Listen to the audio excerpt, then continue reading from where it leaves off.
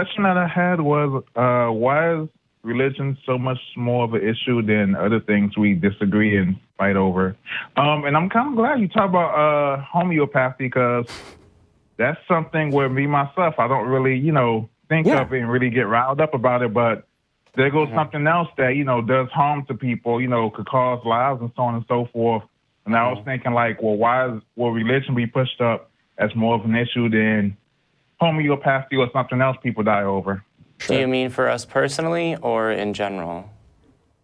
Like why it's something that we decided to have a show to talk about, or why we think we can say, no, this is more important from a kind of objective standard?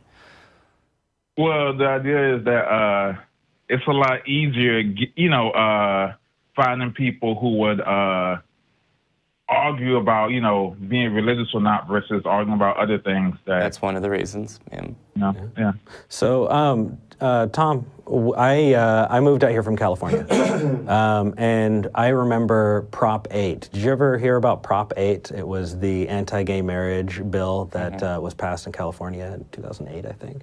Yeah. Do you remember that? So, yeah. Yeah? Yeah. So there were a whole bunch of people who asked, why we have so many more important things going on in the world. Why do we need to focus on gays? They'll get their time, but we have so many more important things. Why can't they just wait their turn? Why can't they just wait their turn? Jamie. Where have we heard that before in this country? That's kind of what I'm thinking. Is that what you mean? Well, I think. Like why atheism, why non-religion versus, wars or diseases or other movements? Like, do you mean why do we care, or why is it that in the atmosphere people care?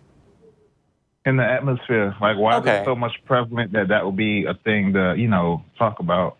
Because the evangelical voting bloc put another president in the office, among other reasons, and most of the cabinet of the, if you mean in the United States, most of the cabinet are evangelicals, and they're legislating that way.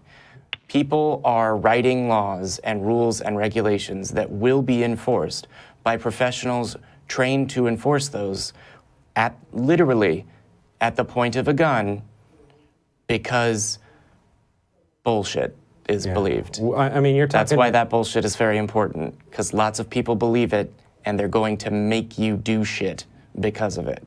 You're talking to two guys who live in a state, Tom, where if a woman has an abortion, she has to bury it.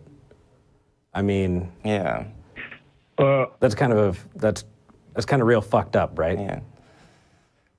I was thinking sometimes those same things will be done by people who are atheists.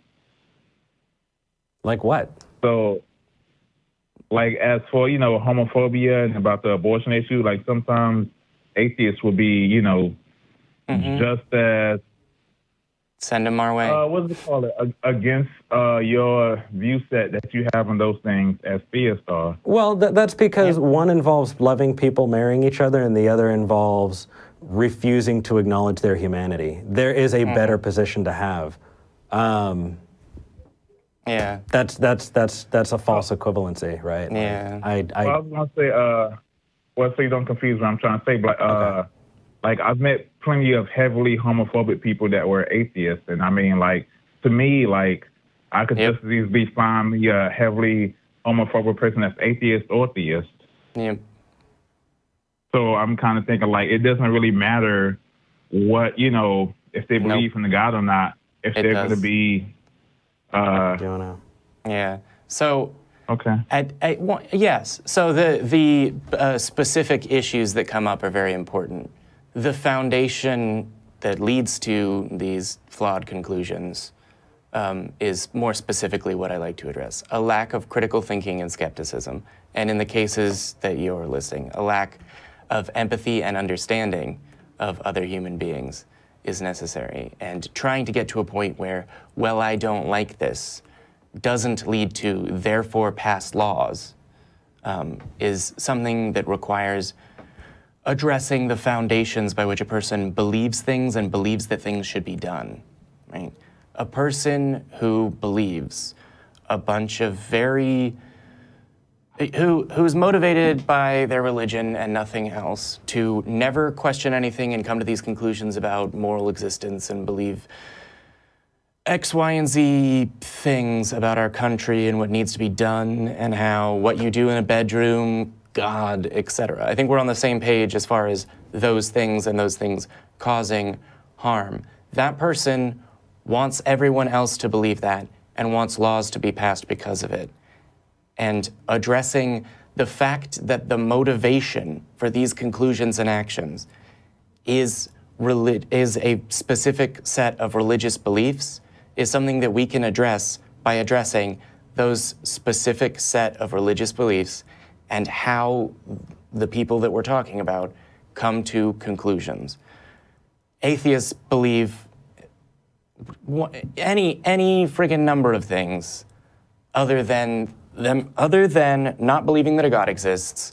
There's nothing that atheists share. I've met atheists who believe that 9/11 was an inside job, that the 9/11 was carried out in a different way but still by terrorists because the official explanation doesn't make sense, that homeopathy works, that homeopathy is bullshit, that all religions are scams, that, oh no, religion was started because at the very beginning the people that started it were lying and then the people that followed afterwards didn't realize it was a lie, that none of this matters, oh, that religion is good because people that would blah, blah, blah, blah, blah, blah, blah, blah. I can't address all of the things that atheists believe that are bullshit by talking about one specific topic. I can do that for people.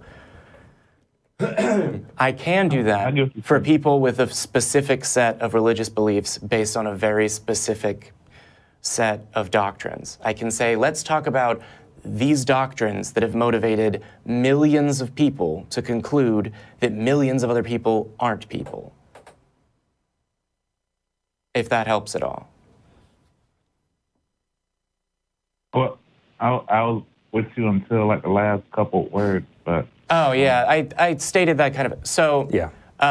There are millions of religious people who have concluded that, for example, millions of LGBTQ people are not deserving of specific legal rights because of the specific aspects of their religion. I can address that by addressing their religion. I cannot do the same with atheists that are homophobic. Okay. That and the fundamental problem is the way that people come to conclusions, and specifically how they form what ideas about what's right and wrong. Yeah. Hey, Tom, we're getting some ringing in the background. Is everything all right there? Oh, it's another phone. Okay. So I think we're about done. We're going to let you go. It's getting kind of loud, so you take care. But well, did that hopefully answer your question a little bit? Well, no. Well, the thing I was going to leave off as, because like with my personal choice, I mean, like, if it could be more of a broader thing where you don't find people who are political or who are violent, would it still be an issue with you guys personally? I would still talk to them about their epistemology. Yeah. I would still talk to them about what they believe and why. God, but they were involved in the political system. They didn't vote, but you know, and they also were nonviolent. I would definitely. Would it still be an issue? Yeah. Yeah.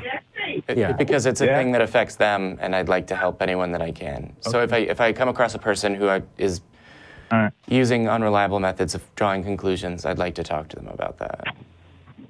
I don't expect immediate success or a willingness to talk from anyone. And if someone's unwilling to talk to me, I'm not going to force them to talk to me. Or accost them on the street. But also, even if they weren't voting, Tom, there are some things about religion that we still would absolutely...